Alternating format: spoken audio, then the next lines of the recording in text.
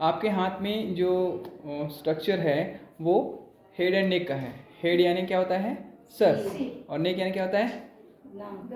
गर्दन। ठीक है, तो इसमें वो उस डायग्राम में यानी उस चित्र में आपको ये बताया गया है कि क्या कनेक्शन है हमारे हेड का, हमारे सर का पूरे शरीर के साथ। समझ में आ रहा है?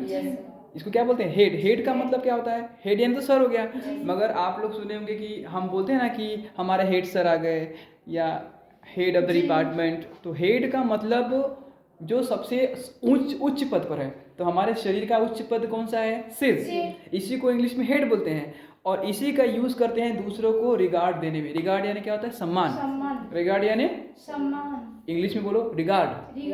रिगार्ड यानी सम्मान। ठीक है, तो उस डायग्राम में आप लोग को बहुत से नसों के बारे में दिखाया जा रहा है कि कैसे कैसे पूरे शरीर से जो नस जो नीचे से ऊपर की ओर आ रही है। ठीक है, अच्छा एक बात ध्यान से सुनो कि जैसे हम लोग सांस लेते हैं, जब सांस लेते हैं तो कौन सी गैस अंदर आती है? ऑक्सीजन।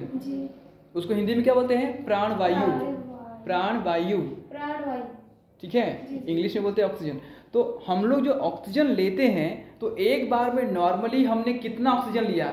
जैसे एकदम नॉर्मली सांस लिया या बहुत थके हुए हैं और जोर जोर से सांस लेते हैं। ठीक है, तो सांस हम नॉर्मली ले या थकावट के समय ले, कैसे भी सांस लें तो जितना सांस ले रहे हैं उसका 20 से 25%, कितना? 20 से 25% जो O2 यानी ऑक्सीजन है वो हमारे हेड पार्ट को जाता है। हेड पार्ट यानी सिर को जाता है, सिर को, स्कल। इंग्लिश में क्या बोलते हैं?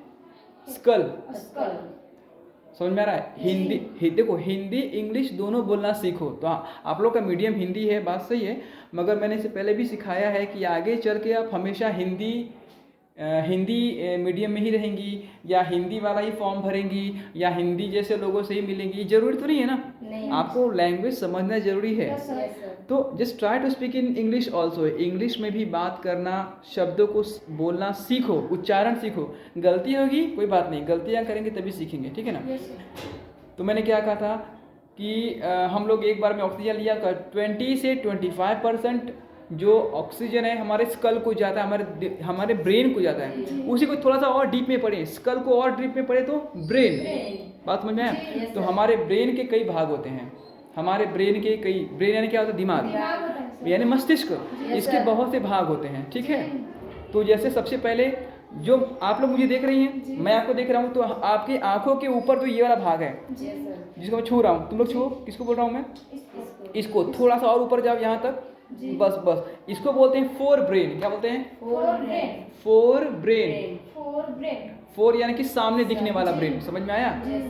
इस फोर ब्रेन के आगे अगर सर के बीच में हाथ रखो, अपना सर के बीच में हाथ रखो, इसको बोलते हैं मिड ब्रेन। क्या बोलते हैं बेटा? मिड ब्रेन बोलते हैं। और थोड़ा सा उसके और नीचे जाओ तो हाइंड ब्रेन। Hind brain. आप लोगों ने वो मूवी में कभी सुना होगा डायलॉग कि यहाँ पे छोटा दिमाग होता है, सुना है ना? उसी को बोलते हैं हाइंड ब्रेन। बात समझ में आ रहा है? क्या बोलते हैं उसको? हाइंड ब्रेन बोलते हैं। समझ में आ रही है? अच्छा, अब उस हाइंड ब्रेन में बहुत चीजें होती है। हालांकि हर ब्रेन में अलग अलग पार्ट होते हैं। जैसे कि अपना एक स्कूल हो गया, मान लो कि स्कूल अपना एक ब्रेन है। स्कूल क्या होगा? क्या हो गया? ब्रेन है। अब स्कूल में कहीं लैब है, कहीं लाइब्रेरी है, कहीं क्लासरूम है, कहीं वॉशरूम है, कहीं टीचर्स रूम है, कहीं प्रिंसिपल चेम्बर है, कहीं प्ले ग्राउंड है कि नहीं? तो है तो सब स्कूल के भाग। तो वैसे ही हमारे हेड का, हमारे स्कल का, हमारे ब्रेन का बहुत सा भाग होता है। बात समझ में आ रहा है बेटा? ठीक है, और हमारा ब्रेन हर समय हर पल जाग रहा है, कभी सोता नहीं है। बात समझ में आया? जिस दिन हमारा ब्रेन सो गया तो उस दिन हम हमेशा के लिए सो जाएंगे। इवन हम सो जाते हैं तो भी हमारा ब्रेन जागते रहता है, तभी तो हम सपने देखते हैं। बात समझ में आया कि नहीं आया? अब ये मत बोलना कि सर हमको तो कल रात को सपना आया ही नहीं था। तो रात को सपना नहीं आया था इसका मतलब ये नहीं कि सो गया है। ठीक है, आपका ब्लड सर्कुलेशन हो रहा है कि नहीं हो रहा है? अच्छा, सोए थे तो क्या सांस लेना भूल गए थे आप लोग? नहीं सर, सांस ली जाती है अपने आप। ये मत बोला कि सर हम सांस लेते हैं। सांस हम नहीं लेते हैं, वो अपने आप ली जाती है, अपने आप। हम बातें कर रहे हैं तो कुछ सुन भी रहे हैं, कुछ सोच भी रहे हैं, दिमाग कहीं और जा रहा है, हमारी पलक झपक रही है, हमारा ब्लड सर्कुलेशन हो रहा है। डाइजेशन हो रहा है, डाइजेशन है भोजन का पाचन होना, ये सब हो रहा है ना, सब कुछ हो रहा है। क्योंकि हम भूल जाते हैं मगर हमारा दिमाग कभी नहीं भूलता कि ये सब करते रहना है। बात समझ में आया कि नहीं आया? यहाँ तक कि हमारे दिल का बॉस, हमारे हार्ट का बॉस भी ब्रेन ही होता है। बात समझ में आया? ठीक है। अच्छा, अब यहाँ तक बताया था कि ये क्या होता है, बोलो ये क्या होता है? Hind brain. हाइंड ब्रेन, इस हाइंड ब्रेन के नीचे स्पाइनल कॉर्ड होता है, जिसको मेरुदंड शायद हिंदी में बोलते हैं। देखो यहाँ से निकलता है, यहाँ से निकलेगा और ये यहाँ तक जाएगा। जी सर। ठीक है, समझ में आ रहा है? जैसे आप लोग सुनो जब ध्यान से, पेन देखा है? पेन, पेन के अंदर रिफिल होती है, पेन के अंदर जगह खाली है तभी तो रिफिल जा रही है। अब उस रिफिल के अंदर में स्याही होता है, इंक होता है, तो उस रिफिल के अंदर भी जगह खाली है तभी तो इंक गया। ठीक वैसा हमारा स्पाइनल कॉर्ड होता है, हमारा स्पाइनल कॉर्ड भी वैसा ही होता है, एकदम बहुत ही कमजोर, बहुत ही नाजुक। समझ में आ रहा है? वर्टिब्रे, क्या बोलते हैं इसको? वर्टिब्रे। इंग्लिश में बोलो, वर्टिब्रे। वर्टिब्रे। वर्टिब्रे के अंदर स्पाइनल कॉर्ड जाता है। समझ में आई बात? बहुत ही ज़्यादा नाजुक, बहुत ही ज़्यादा कमज़ोर, मगर उतना ही इम्पोर्टेंट होता है हमारे बॉडी के लिए, हमारे शरीर के लिए। बात समझ में आ रहा है बेटा? ठीक है, तो वो स्पाइनल कॉर्ड जो गया, वो क्या किया, वो क्या करता है, हमारे उस काम को करता है जिस पर हमारा ध्यान कभी रहता ही नहीं।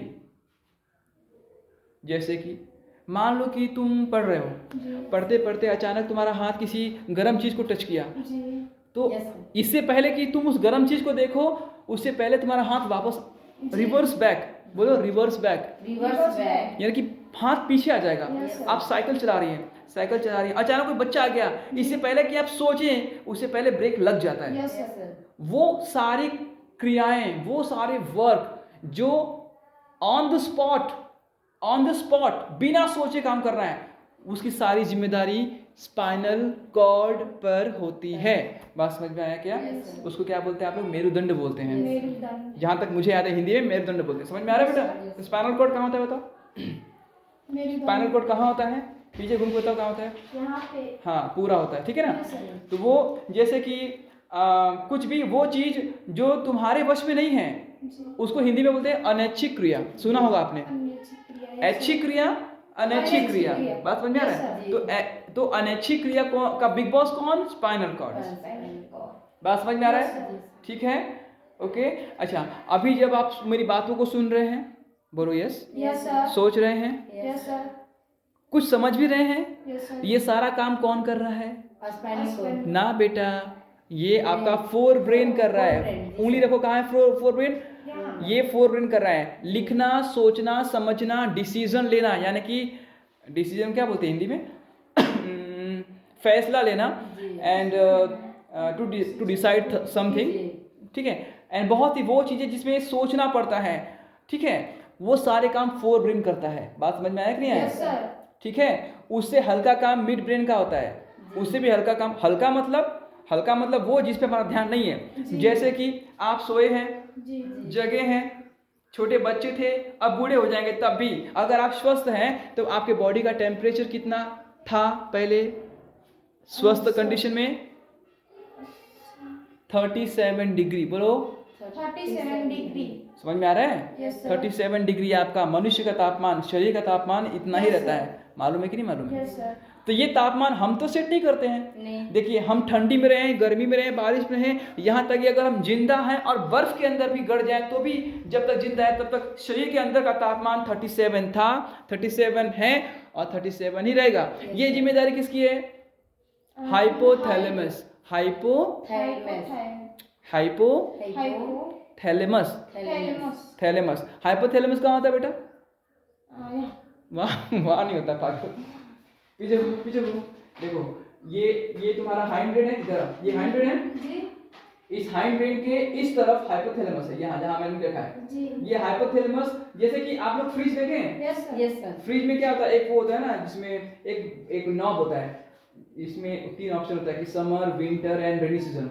मतलब धूप मतलब गर्मी, बारिश और ठंडी में वो एक रेगुलेटर होता है, वो घुमा देंगे तो टेम्परेचर कम हो जाएगा, घुमा देंगे तो ऐसा होता है ना। तो ठीक वैसे ही हमारा हाइपोथैलेमस है, मगर हमको घुमाना नहीं है, हमारे गॉड ने इसको हमेशा घुमा दिया है, हमेशा के लिए, कि जब तक तू जिएगा तब तक 37 ही रहेगा। बात समझ में आया बेटा? Yes, तो ये हुआ तुम्हारा हाइपोथैलेमस जो कि तुम्हारे शरीर का तापमान मेंटेन करता है, और ये हुआ आपका फोर ब्रेन, ये होगा मिड ब्रेन, ये होगा हाइपोथैलेमस। उसी के ऐसे इधर ये हाइपोथैलेमस हो गया, और इस तरफ हो गया मेडुला ऑब्लोंगेटा। Medulla oblongata. अब इसमें क्या है कि इसमें पूरा डायग्राम उस मतलब ये तो 2D पेज है जी। 2D मतलब 2 डायमेंशनल। मैंने बताया था आपको क्या होता है 2 डायमेंशनल। अरे मैं बताया था ना, जैसे ये है, ठीक है, देखो ये हो गया लंबाई जी सर। Length, yes sir. ये हो गया चौड़ाई चौड़ाई। Bread, yes sir. बोलो लेंथ लेंथ ब्रेड, और ये हो गया हाइट। हाइट। Yes sir. अगर तीनों जिसमें है जी। लेंथ लेंथ ब्रेड हाइट तीनों जिसमें है जी। उसको बोलेंगे 3 डायमेंशनल। शायद आप लोग हिंदी में त्रिज्यामिति बोलते हैं, त्रिज्यामिति कुछ बोलते हैं, समझ में आ रहा है? 3 डायमेंशनल हो गया बेटा, ठीक है। अब अगर ये हाइट हटा दो तो क्या बचा? सिर्फ लेंथ और ब्रेड बचा, 2 डायमेंशनल। उसी को हम और थोड़ा केमिस्ट्री और फिजिक्स की लैंग्वेज बोले तो ये हुआ तुम्हारा एक्स एक्सिस, ये हो गया वाई एक्सिस। अगर सिर्फ 2 ही हैं तो 2 डायमेंशनल। अगर ऊपर में हाइट यानी कि जेड एक्सिस मिल गया तो 3 डायमेंशनल। बात समझ में आया कि नहीं? समझ में आ रहा है? जैसे आप चूड़ी पहनती है तो चूड़ी को अगर या इस पे रख देंगी तो चूड़ी के पास अगर हम देखें तो 2 डायमेंशनल है, क्योंकि वो इस पेज पर रहता है। 2 डायमेंशनल समझने के लिए एक और लैंग्वेज इजी है कि जो प्लेन पेपर पर आ जाए पूरा, जिसका हाइट नहीं है वो नहीं आएगा। बात को समझो जरा। जैसे कि अगर मैंने इस ताले को इस पे रखा, मैंने इस ताले को इस पे रख दिया, देखो ध्यान से, तो क्या ताला का पूरा चीज इस पर है?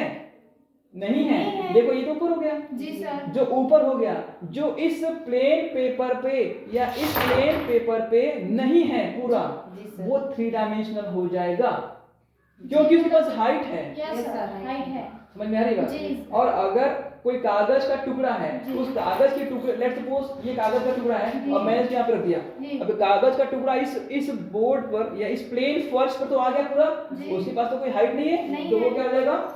2 डायमेंशनल हो जाएगा। यानी कि उसके पास 2 एक्सिस हैं, x यानी लंबाई, y यानी चौड़ाई। बात समझ में आ रहा है? ठीक है।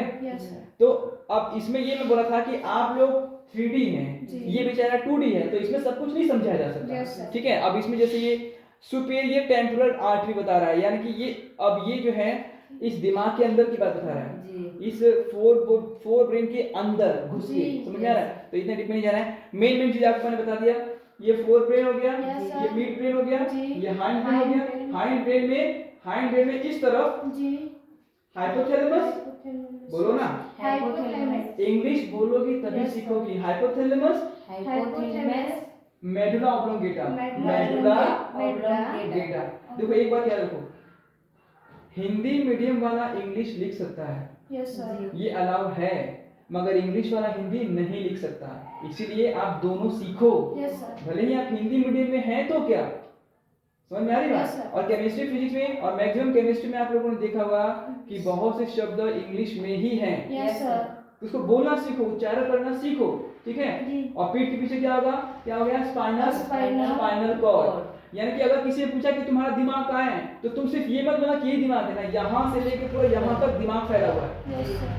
ये दिमाग उसको डिसाइड करता है जो हमारे वश में है, और पीछे जो स्पाइनल कॉर्ड है वो उसको डिसाइड करता है जो हमारे वश में नहीं है, मगर उसके बिना हमारा जीवन पॉसिबल नहीं है। बात समझ में आया कि नहीं आया? अब जैसे आप पढ़ाई कर रही हैं, कुछ लिख रही हैं, और लिखते लिखते अब आपका ध्यान नहीं है, मच्छर बैठा है तो पता चल जाता है मच्छर बैठा है। या मान लो कि मच्छर के बैठने का पता नहीं चला, बट उसने जब डंक मारा, जब उसने काटा तो पता चल गया, मगर आपने देखा तो नहीं कि वो यहीं पे काट रहा है, वो यहाँ भी काट रहा था। तो ये किसके थ्रू पता चलता है? स्पाइनल कॉर्ड से। वो बताता है कि यहाँ पे तुमको कुछ प्रॉब्लम हो रहा है। उसको इंग्लिश में बोलते हैं रिफ्लेक्स एक्शन। क्या बोलते हैं? Reflex action. बात समझ में आ रहा है? चलो रिवाइज करो, मैं क्या बोला है देखो।